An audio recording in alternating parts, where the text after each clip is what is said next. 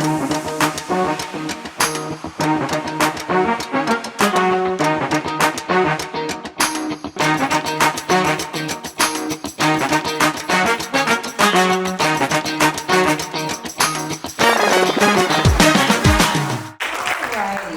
so I want to start with an icebreaker, and let's see who wants to raise their hand and take it. Yeah? Okay. So, all of you wonderful actors, how would you explain your job to a 5-year-old? Who wants to take a crack at that? Anisha, let's do it. I lie. Great. Anybody else? Anybody else? Well, I tell my 5-year-old, I do something that I don't want you to do.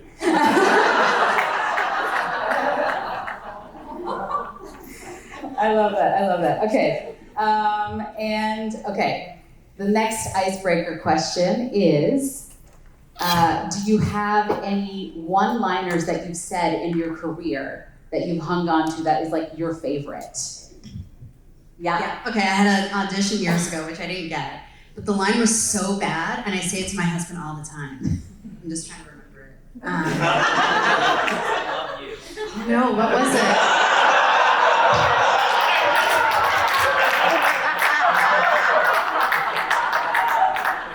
Shit, I forgot. Okay, I'll come back. Yeah, I can tell you a good one. I got to say, one time I got to say fetishy Indian stuff. Take that as you will. This still, I don't know why, but like, there was a line in outsourcing, I was like the crazy person, and for whatever reason, sometimes I'll just, and this is bad because I have 3 kids, shut up donkey is like one of the lines, and it just always is something that's in my head, so probably not good to say to your kids, but yeah. Okay, awesome. Okay, let's move on. Let's somebody thought of one. Agam, did it come to you? Perimenopause. I can't. I don't. Okay, cool. How about any audition horror stories? Oh, man. Who feels vulnerable enough to share? Should Yeah. You. Yeah, this was fun. I went into an audition and I was wearing really thick liquid eyeliner, and the room was so hot and I was sweating because I was so fragile and nervous that my eyeliner made it to my upper lip and turned into a mustache.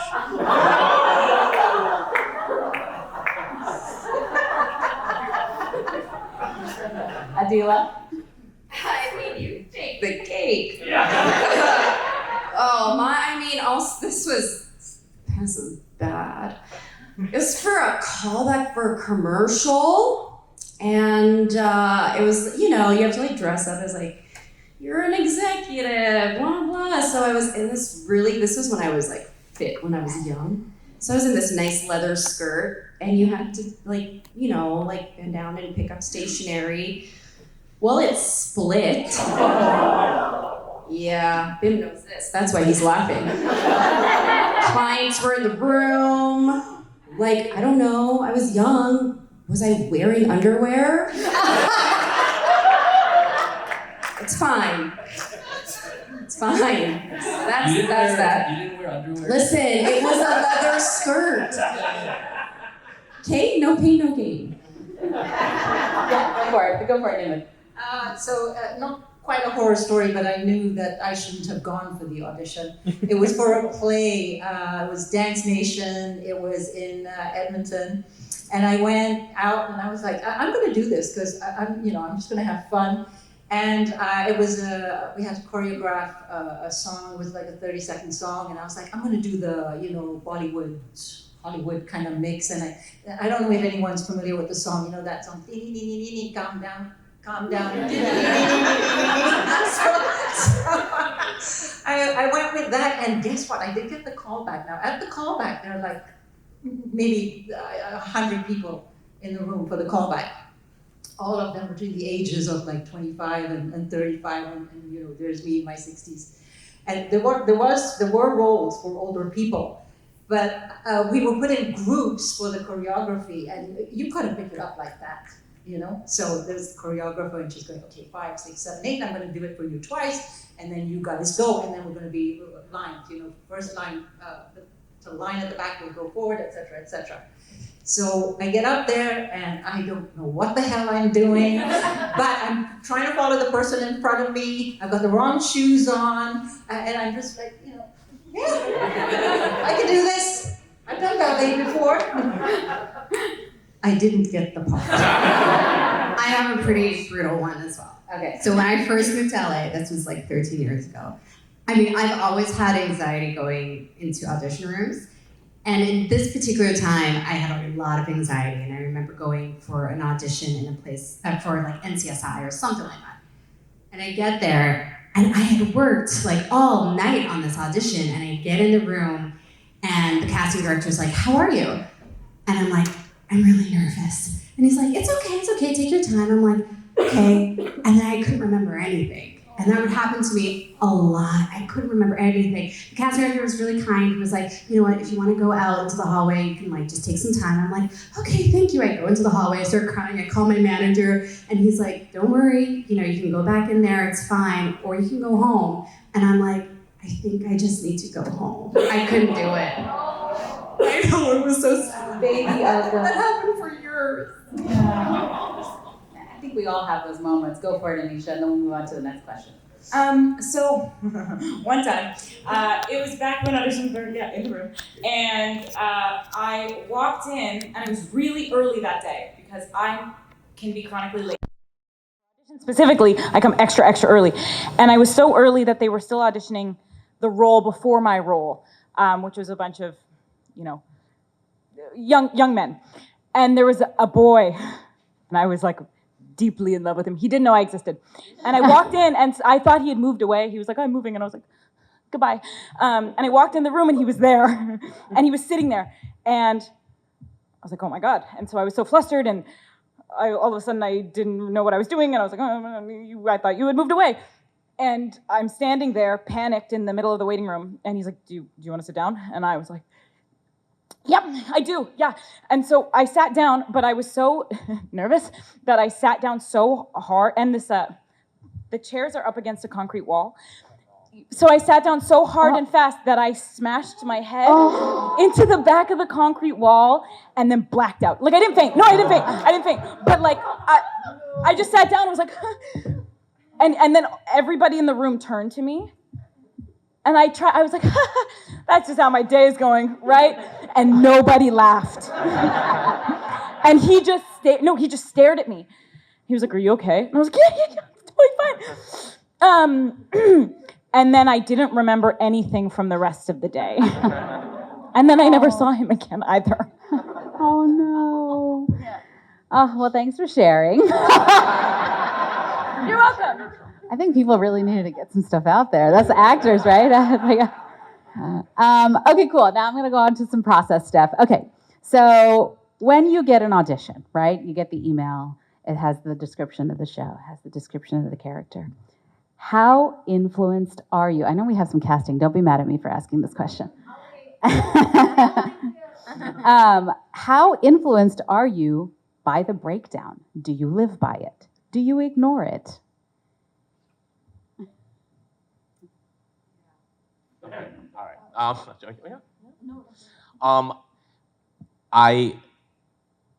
I always say that I feel like it's different based on what category of the role is. Like I know in Canada they call them different things, but in the US it's co-star, guest star, series regular, and I will always be like, if it's a co-star, I will adhere to every single piece of the breakdown because they just want me to.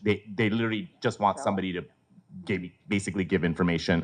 A guest star, you can ignore it a little bit, but like you're still there to satisfy the plot and the series regular. With the series regulars, I kind of ignore all of it because at the end of the day, they're hiring somebody for 7 years, and so I'm assuming at some point that they're gonna want me. Like, yes, you have to be somewhat of the character, but like at this point, if I have this audition, I'm going to take liberty to do it. So that's how I sort of break it off. Maybe if I followed it more, I'd get more jobs, but that's what I do. Anybody else want to weigh in on that? Yeah? Love it. And it actually really parlays nicely into the next question I have, which is that I think, a lot of you have done a lot of co-stars, guest stars, and, those, it's a very quick and dirty process usually to do those jobs, right? And sometimes it can be a lot harder than being on the show because it is already an established environment. The atmosphere is like, everybody's got their, relationships with each other. And like Rizwan said, you have to show up and do your job and don't waste any of their time so you don't cost them money, right? And so I want to know if you have any like actor hacks to like get ready for those guest star jobs. Props. Just bring a prop. Have a prop. A lot of times they'll let you keep the prop. I act better with props. Fascinating. Is it because like it just helps you have business so you can just do your job? I think a lot of the times it is really about the math. Like you want to fit in as quickly as you can.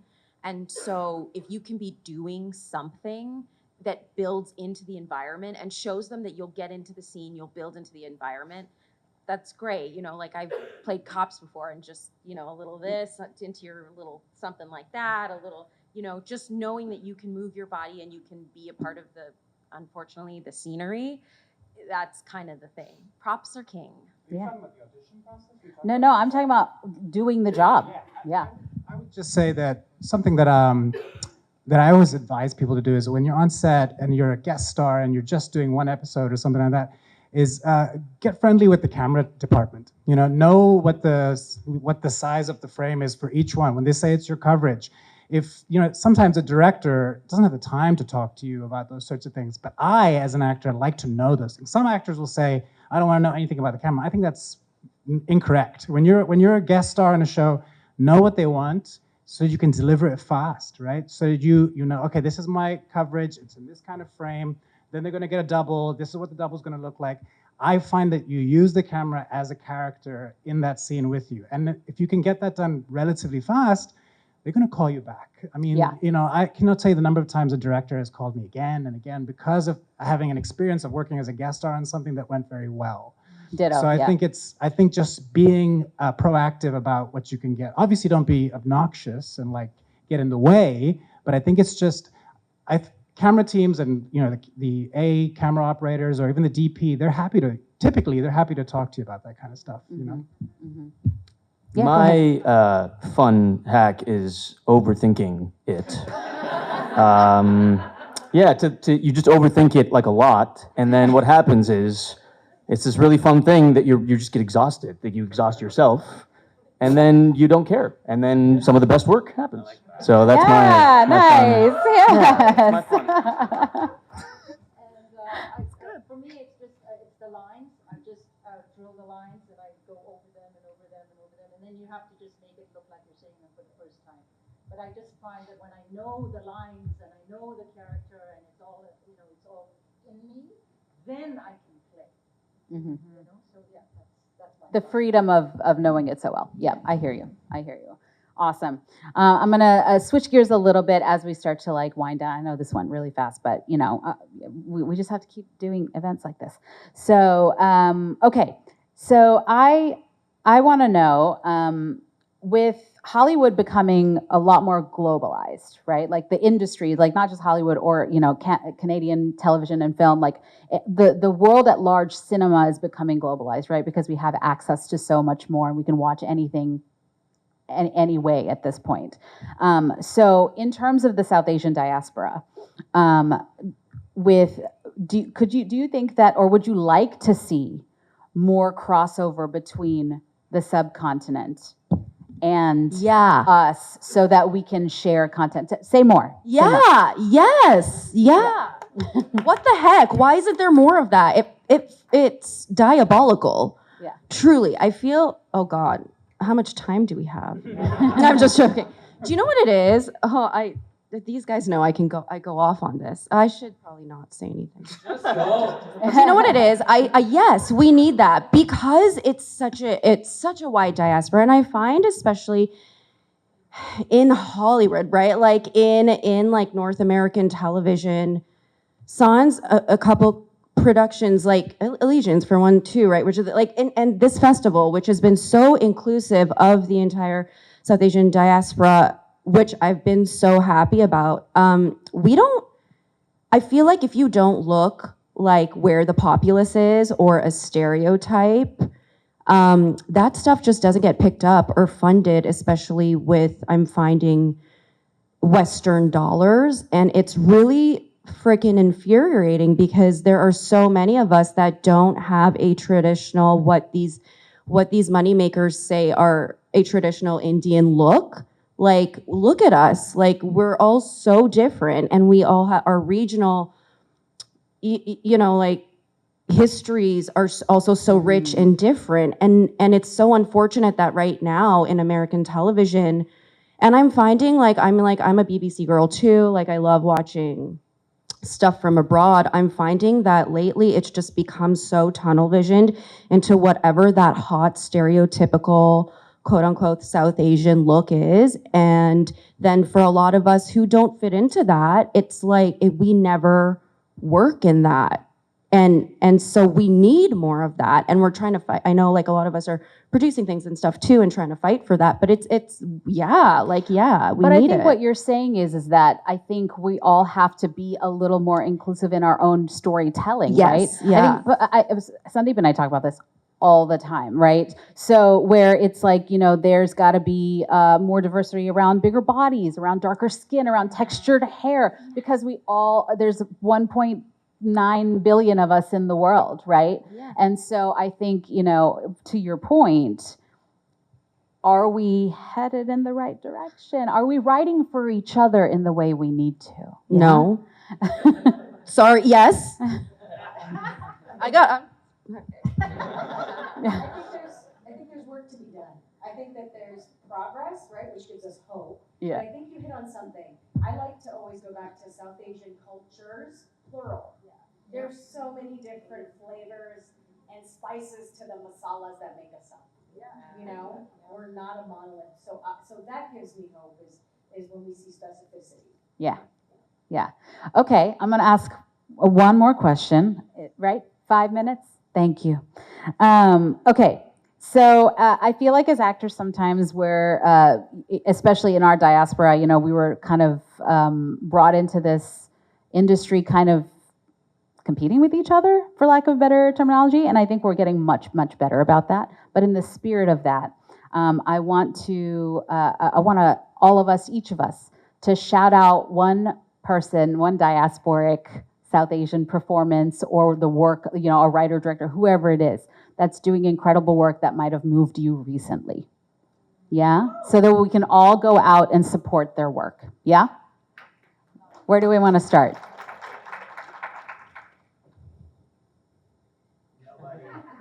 I just have to decide. Yes, go for it. It's not something you can watch.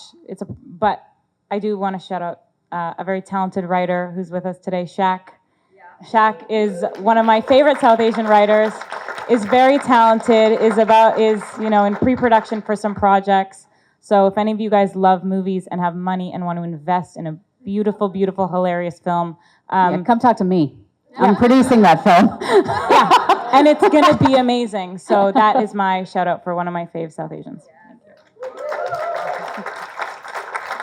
All right, Adolyn, you want to go?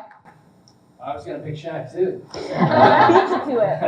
I mean, there's some incredible people here that I've had the pleasure of working with, and I'm going to take some time to shout out. I have Kasha Basta over here. Yeah. From Media. I've got Anara Lee, the brains behind Allegiance. Woo! Without these people paving the way behind the camera for us, I don't know if we have those cool cultures to be able to tell our stories. So I'm going to take that time and you can talk to them. And then, of course, we had Shubham, who was also honored by iSAFF. Stole my answer. I know, but he's right here. Hey, I can do this. And I just want to also say that going back to the conversation of cultures, what iSAFF does by allowing us to witness different movies that come globally allows. So I got to see a movie yesterday that was shot in Kashmir, which is where I'm from. And my dad was born there, that's where my roots were. And I don't know if I'd ever be able to see a movie like that if programming didn't invite those filmmakers here. And that's a huge, huge thing to be able to see. Have you seen the movie? Sundeep, you want to go next?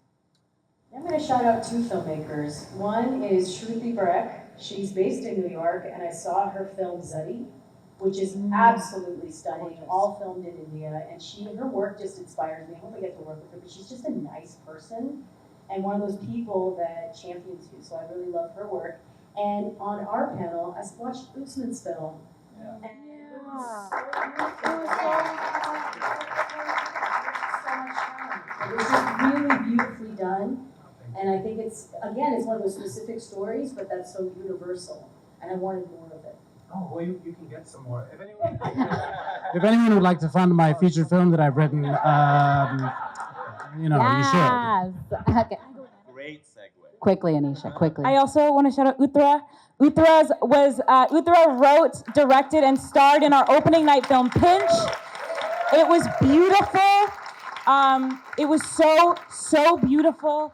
And such a telling story on what South Asian women go through every single day, and women all over the world.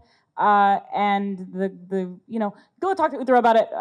It's amazing, and Uttara can tell you where it will be next. Praneet, let's do it. I'm gonna cheat a little bit. I'm gonna pick this one to my right. Where is Donkey Head right now? How can people see it? Oh, I think in Canada they can see it on Amazon Prime. Okay, so go to Amazon Prime and watch Donkey Head, directed by Agam. It's beautiful. It's beautiful. It really is an incredible piece of work, and yeah. So that's my answer. Yeah. I saw the short series this morning, Two Blocks. Radha's right there. Her film Witness was so touching. And Nisha's film as well. I watched it, and it was just like, I was crying because it's about postpartum and what it is to be a mother, which just doesn't get enough voice. It's such beautiful work, such great filmmakers. My gosh, it's changed so much since I first started acting, and just seeing so much work out there. So good. Amazing. Aadila. Oh, everyone up here, everyone out here. Do you know, I'm gonna go off the cuff a little bit, and I'm actually going to shout out Bim Noreen, who is a Indo-Caribbean casting director, one of my bestest friends. God, he's in our corner. He's in our corner so freaking much in this city, and he doesn't get the recognition he should be, and he fights for us, and he's really behind the scenes trying to fight for our stories across the diaspora and get us into, thinks outside of the box and tries to get us into these roles that are stereotypically written for other people, where he's like, no, it's a shared experience. We can do it too. And you're doing such an incredible job. So thank you. And also he's on the board for iSAFF, but thank you for just having our backs for the last, couple of decades. You've been doing this, especially for us here. So that's that, yeah. I would just like to shout out a gentleman who's also a bald-headed, bearded Pakistani like myself. He's in a short film, Radha's short film actually. His name is Farhan Tahir. Farhan and I are constantly being pitted against each other because we're bald-headed and beautiful and bearded. But he's fantastic, and he works so much, and he defines how important our voices are. He's great. And also another person who was in a short today, Poreless, was Parvesh Cheema, I believe. Cheena, Parvesh. Parvesh and I came up together in Chicago as well, and I love him, and he's great. And you should all go see Poreless also.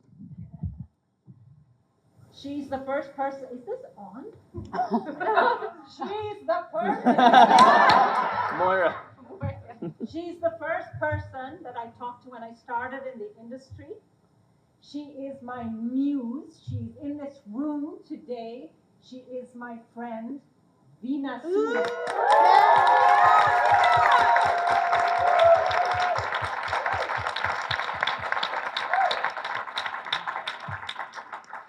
Love. Sorry, I don't mean to jump in, but Veena, I also started in this industry, and I was like, Veena Sudar, when I first got to meet her, I was so starstruck. Yeah, just thank you. Me too. I don't know you, but I would also like to. All right, quickly. Let's finish this up. I'll be very fast. I was going to shout out Uttara as well, but instead I will shout out her incredible composer, Rashi Kulkarni, who also composed a nice Indian boy. Unbelievable. And also the certified cutie, Iman Vellani, Miss Marvel herself. Yeah. And guys, Legend! Thank you. Venus Suit's overrated. I carried her through wedding season. I'm so sorry. I had to put up with her. You don't. No, I'm kidding. I love you. I was gonna say Vina, and then you took it away. I'm gonna say, I love you, Vina. There's two Muslim filmmakers that have just released films recently that my family has got to work with them a little bit, and Fazia Mirza, you get a chance to see. Vank did the costumes for that, and he's there, and Imran Khan, who did Mustache, and I hope that I think they're available. Mustache might be being released soon, but Queen of My Dreams is available. Watch it because we need more stories that are from different voices in the Muslim community. So Amazing, y'all. One more round of applause. Thank you so much for coming. And enjoy the rest of the programming of the festival. We have one more full day of screenings tomorrow, and tonight we're doing fashion and film. So if you have a seat at that, please stick around. Thank you so much. Thank you, guys.